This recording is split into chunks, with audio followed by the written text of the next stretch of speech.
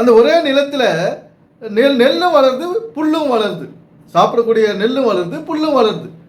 நெல் அறுவடை செஞ்சு எடுத்துகிட்டு போகிறாங்க, புல்லை வெட்டி மாட்டுக்கு போட்டுருவாங்க. இந்த சரீரமாகிய நிலத்தில் புல் எதுங்க? புல் எதுன்னா இந்த முடிகள் தான் புல்லுக்கு சமமாக நம்ம பைபிள் சித்தரிக்குது. இப்படி பைபிள் என்ன பண்ணுது, இந்த முடிகளை நம்ம சரீரத்தில் எல்லா இடத்துலையும் முடி இருக்குது. இப்படி நம்முடைய சரீரத்தில் எல்லா இடத்துலையும் இந்த முடியினுடைய இருக்குது.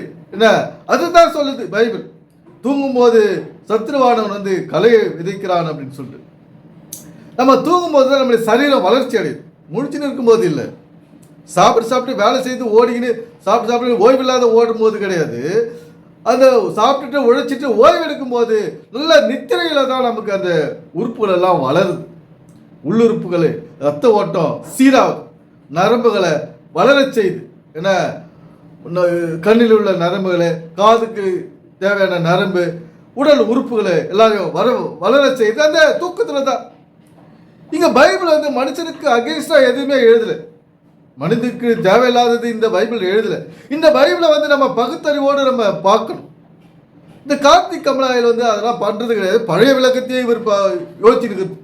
இவங்க தாத்தா, இவங்க மூதாதையர் இருக்காங்களே, மோகன்சி லாசஸ், இவருடைய குரு, இவங்கெல்லாம் பேசுறது, இவரும் பேசுறது ஒரு தனிப்பட்ட சிந்தனை கிடையாது.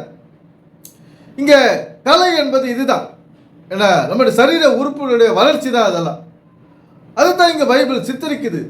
அது ஒரு மறைபொருள் புத்தகம். அது ஒரு மனித சரீரத்துடைய இயக்கத்தை ரகசியங்களாக எழுதி வச்சுக்குது இந்த பைபிளில்.